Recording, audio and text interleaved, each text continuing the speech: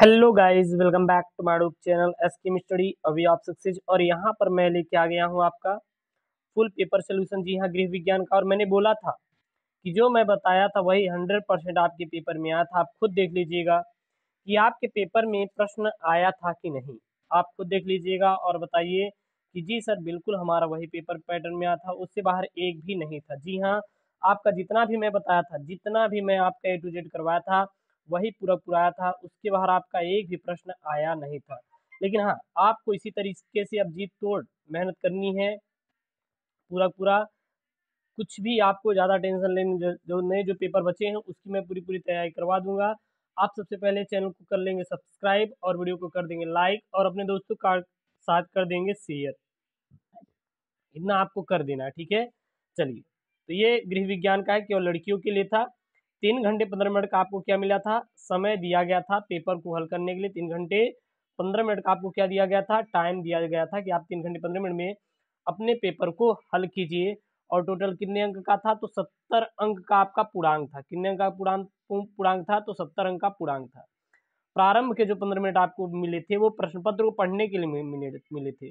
प्रश्न पत्र को पढ़ने के लिए क्या मिले थे, आपके 15 मिनट मिले थे, ठीक है। चलिए, तो सबसे पहले हम लोग यहाँ पे पेपर देखते हैं। आपको जो प्रश्न संख्या 1 से 2 तक वो बहुविकल्पी दिए गए थे और जिसमें से 4 वैकल्पिक उत्तर थे, उनका सही उत्तर चुनकर आपने उत्तर पुस्तिका में क्या था, लिखना था। तो यहाँ पे है सबसे पहला प्रश्न क्या पूछा गया था, ये मैंने कल करवाया था और आप देख लीजिए कि हमारा जो कल पेपर जो मैं दोपहर में अपलोड किया था वहीं से ये प्रश्न बना हुआ है कि बजट में आय व्यय का विवरण कितनी अवधि का होता है, 1 सप्ताह, 1 माह, 1 वर्ष या फिर एक निश्चित अवधि तक।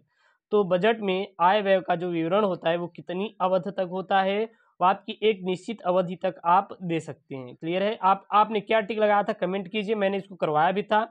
जो बच्चियाँ वीडियो देखी थी, जो बच्चियाँ पढ़ के गई थी, उन्होंने इसका 100% राइट आंसर लगा के आया होगा। और जिन्होंने नहीं वीडियो देखा था वो तो बिल्कुल नहीं करके आए, क्योंकि मैंने आपको बताया था कि जो मैं आपको वीडियो लेके आ रहा हूँ वो काफ़ी स्पेशल होने वाला है। और जो आपके यूपी बोर्ड परीक्षा में आएगा, जो आपके यूपी बोर्ड परीक्षा में आएगा वही मैं पेपर को लेके आ रहा हूँ।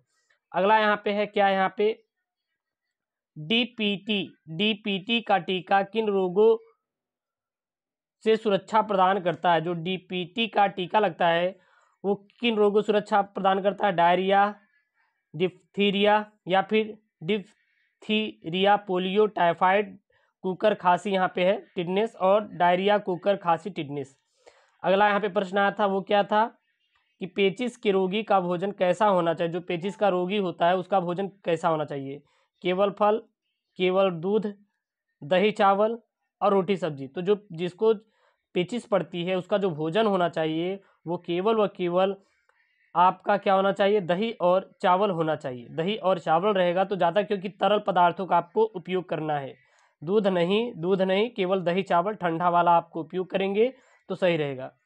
अगला है यहाँ पे क्या है, यहाँ पे है कि यदि अस्थि एक से अधिक स्थान पर टूटती है तो अस्थिभंजन कहलाता है।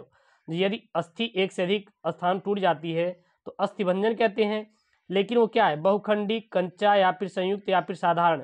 यदि अस्थि एक से अधिक स्थानों से टूटती है तो जो अस्थि का भंजन होता है उसे हम लोग बहुखंडी कहते हैं। अगला यहाँ पे है डबल रोटी व बिस्कुट बनाने की विधि क्या कहलाती है, बेकिंग, रोटिंग या टोस्टिंग।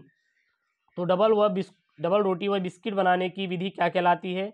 अगला यहाँ पे प्रश्न आपके बोर्ड में पूछा गया था यूपी बोर्ड एग्जाम में आज, बेकिंग पाउडर अथवा खाने का सोडा मिलाकर पकाने से भोजन नष्ट होने वाला पोषक तत्व है क्या है, प्रोटीन है, कार्बोहाइड्रेट है, खनिज लवण है या फिर विटामिन बी है।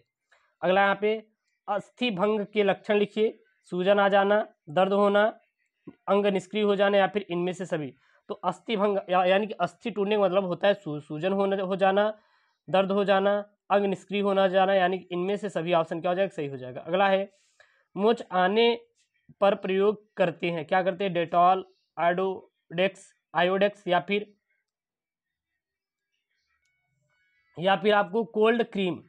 तो जब मोच आती है तो आप लोग आयोडेक्स प्रयोग करते हैं, आयोडेक्स लगाते ही नहीं। यदि मोच लग जाती है तो कहते हैं कि आप ले जाइए आयोडेक्स को मल दीजिए, और जब आयोडेक्स लगा देते हैं तो दर्द क्या हो जाता है, दूर हो जाता है।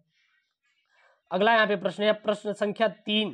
प्रश्न संख्या 3 और 4 अति लघुत्तरीय प्रश्न है जो कि आपको 25 शब्दों में लिखने के लिए दिया गया था।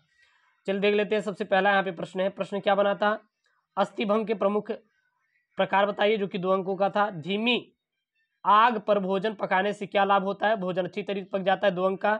किस प्रकार के अस्थिभंग में रोगी को बर्फ चूसने को दिया जाता है।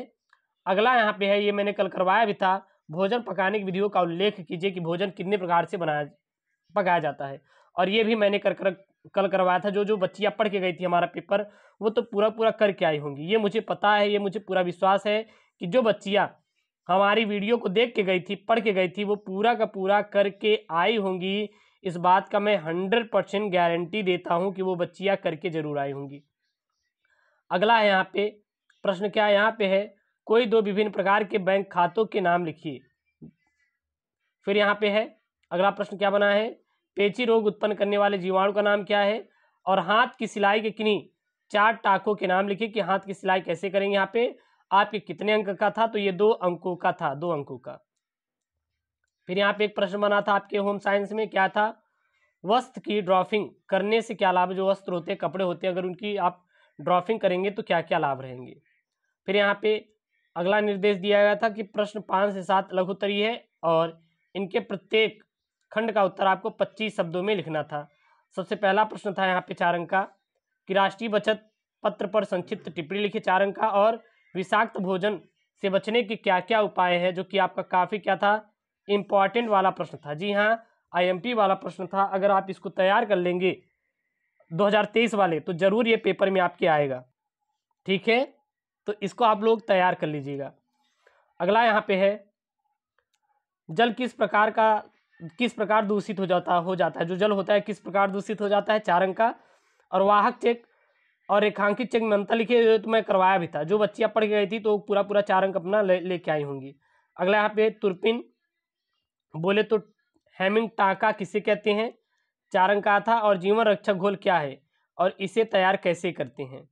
अगला यहाँ पे प्रश्न बना था, क्या बना था, स्वस्थ व्यक्ति और रोगी व्यक्ति के भोजन में क्या क्या अंतर होते हैं, जो कि 4 अंक का था। और मिल्टन चॉक व मीटर टेप का उपयोग लिखिए, जो कि आपके 4 अंक का आपके यूपी बोर्ड एग्जाम में पूछा गया प्रश्न है और काफ़ी IMP वाला प्रश्न है। और जो बच्चे तैयार करके गई थी उनका 70 में 70 तो हम गारंटी लेते हैं कि 100% फंसा होगा, 70 में 70 तो 100% फंसा होगा।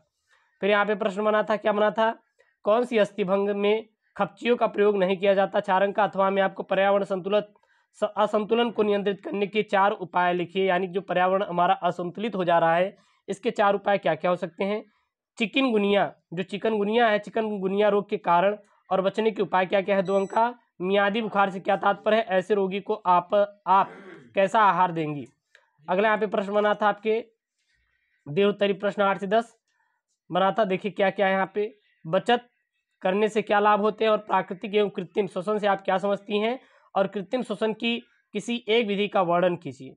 अगला यहाँ पे प्रश्न है, और जो कि लास्ट यहाँ पे पेजेज है, क्या है, पर्यावरण प्रदूषण के कारण लिखिए, ये मैंने आपको करवाया भी था। और देखिए कितना IMP वाला प्रश्न था। और भोजन परोसने की शैलियों का वर्णन करते हुए अपनी दृष्टि से उपयुक्त शैली का उल्लेख कीजिए। साथ ही साथ यहाँ पे एक प्रश्न आया था, सिलाई किट से आप क्या समझती हैं और इसके आवश्यक उपकरण का उल्लेख कीजिए, जो कि आपका 6 अंकों का था। तो आप यूपी बोर्ड एग्जाम का जो आप होम साइंस पेपर था, ये पूरा कंप्लीट है। और हाँ, सभी बच्चियाँ चैनल को सब्सक्राइब कर लीजिए, क्योंकि अभी जो बचा हुआ सब्जेक्ट है वो आप कमेंट कर दीजिए, ताकि मैं उसकी अच्छे से आपकी तैयारी करवा दूँ, ठीक है। ओके दोस्तों, थैंक यू, जय हिंद।